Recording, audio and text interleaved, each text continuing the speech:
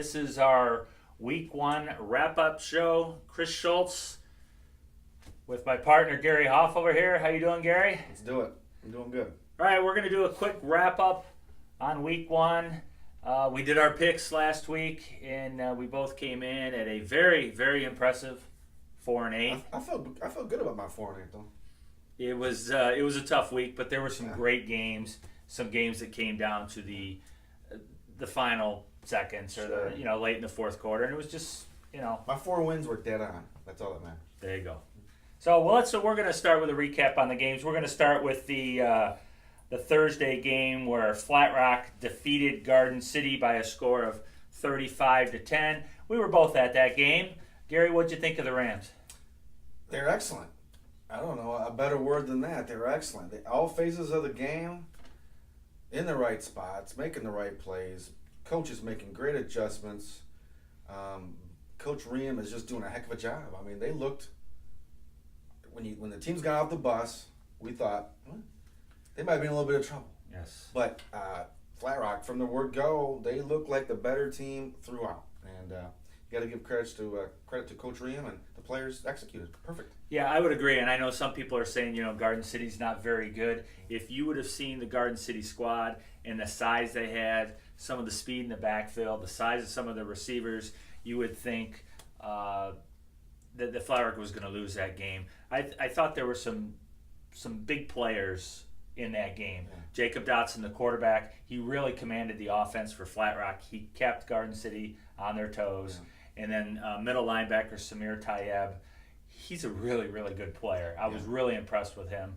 Dotson is the truth. He's going to make a play at Huron League Player of the Year or Offensive Player of the Year, or he's that good a player. And Tayeb is excellent. I think if you switched coaching staffs of these two teams, the scores would be flipped. I think if Buck Ream coached Garden City, they would have won 35-10. And I wouldn't disagree with that. And that's not to slight the kids at Flat Rock. I think it was coaching. There's good players on both sides, and I think coaching separated that game. Absolutely. Okay, so that was a big win for the Rams. Next game we have was Dundee traveled over to Airport, and Airport pulled off what was probably the impossible by scoring with no time left and getting a 2-point conversion to win 37-36. The only time they led in the game was when the game was over. That's a big win for Jim Duffy and his team and his kids, and a tough loss for Dundee and as the well. fans at Airport. We love our fans at Airport. We catch grief, but when Airport's good, the blog's better. Am I lying? No, I would. When Airport wins, when Airport's good, the blog's better. Their fans they're avid, they're excited, and they're ready to go this year. Great win. I kind of we don't take sides typically. We try not to take sides. I'm a CC guy. He's a Flat Rock / Huron guy. Everybody knows that. However, I do pick against CC. He does pick against Flat Rock. We do try not to take sides. But I kind of feel bad for the kids at Dundee. They controlled that game from what I understood from the first snap to 1 minute left in the game, I guess you could say. They pretty much controlled it, and they let it get away. But you got to give it to Airport. You're getting handled, but they came back and never quit. And I think there's one thing you can say about the Airport team. They earned that win. Right. Oh, sure. They got to stop when they needed to, and then they went 95 yards in less than a minute and scored. Yeah. They deserved to win that game, and it was a big win for Jim Duffy in his first game ever at Airport. Ben Miller, bruising runner. We talked to Coach McElvaney at Dundee. Yes. From Dundee. He said the team speed was the difference. Bondi and Dial. And we talked about that. Yeah. That Dundee lacks a little bit there, right. In Airport does have good team speed. So that was a big win for the Jets, and we're happy for them over there, and we're happy to have all of you reading the blog pretty regularly. And Dundee will be just fine too. They will. Yeah. Our next game was a big game down in Bedford, where Bedford beat Toledo St. John, which kind of surprised both of us. 35-28. I think that just goes to Jeff Wood and his staff, and he just reloads down there. Yeah, reloads. He has some size, and apparently he's got good players all over the field. That's a great win Toledo St. John puts a good product on the field every year. It's Ohio versus Michigan thing. Ohio typically has the better schools, but not in this case. Not in this case, and that's a big win for Bedford, and I think that bodes well for their season. Our next game was another one of those comeback games. Was Gibraltar Carlson beat Woodhaven 31-28, scoring with 6 seconds left to win that game. And we both had picked Woodhaven there, and Woodhaven's one of the favorites to win the Downriver League. We both agree that Carlson would get better as they went along because it takes a little while to learn Coach Jarmo's system.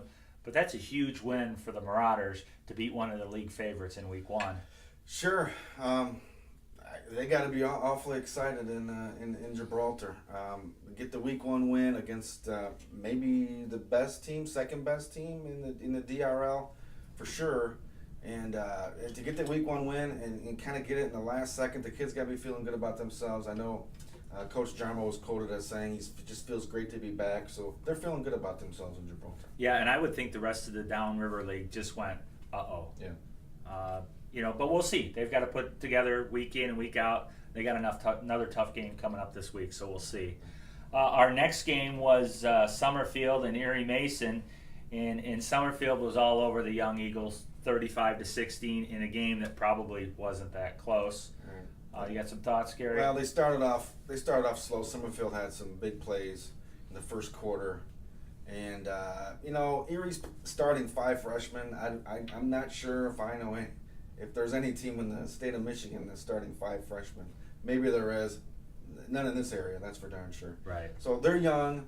They got a bunch of sophomores playing too, so they'll get better each week. I look for them in week 2 to take a step forward, but I think maybe we jumped the gun a little bit on them. We kind of felt the excitement as far as Mason goes, but they'll get better. They're awfully young. Yeah, and it's tough to beat seniors, right? With young kids like that. Well, it's just they scored 2 touchdowns, right? And yes. One of the touchdowns was a freshman to a freshman. Yeah. Pass so from freshman to freshman. So yeah, awfully young. Okay, so Erie Mason, it looks like they have a long way to go, but they're going to compete. Our next game was we had Jefferson at Ida, and the Blue Streaks. All they do is win. They beat the Bears 28-14.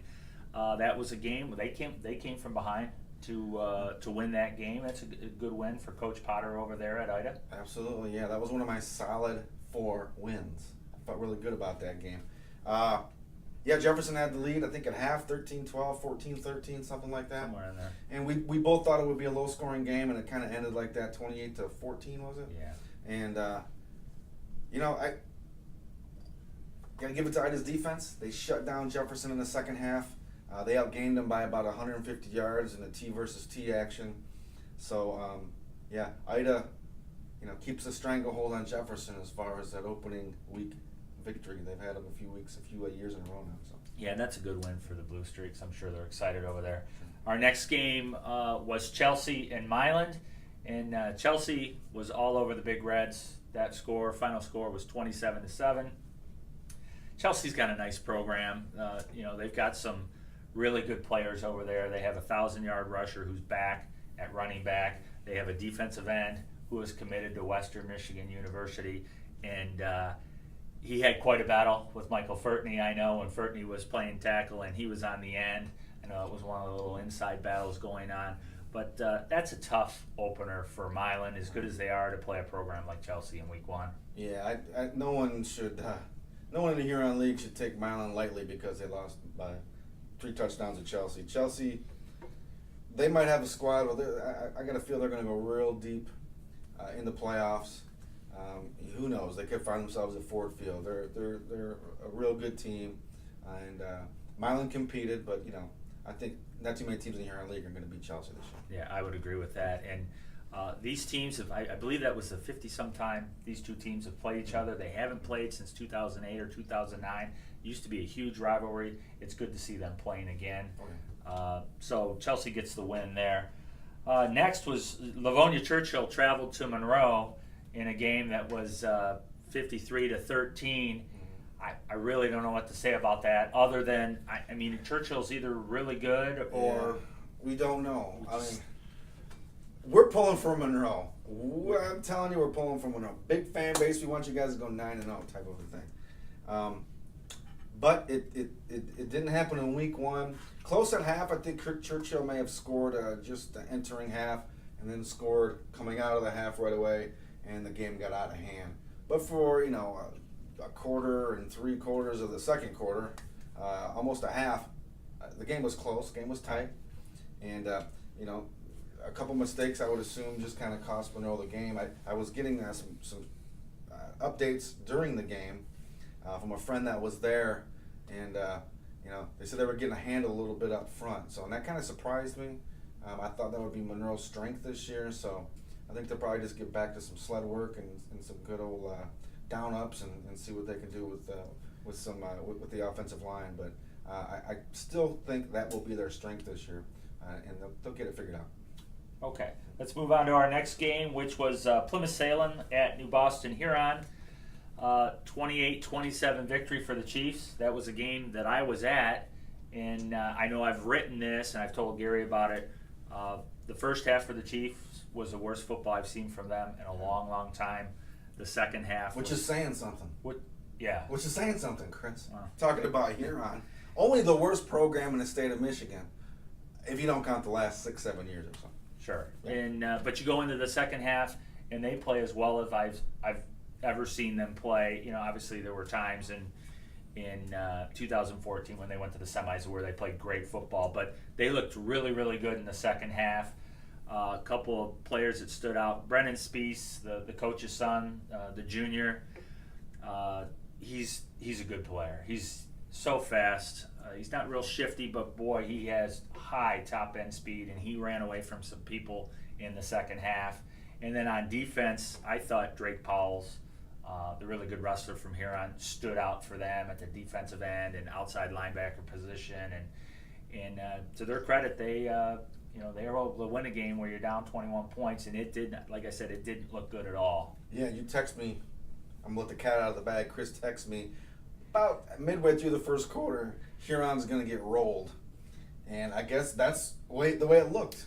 It did, yeah. I thought they were going to get rolled, and I don't know. Salem looks like a solid team. They have a heck of a running back. Their quarterback's very good. They have size on the line.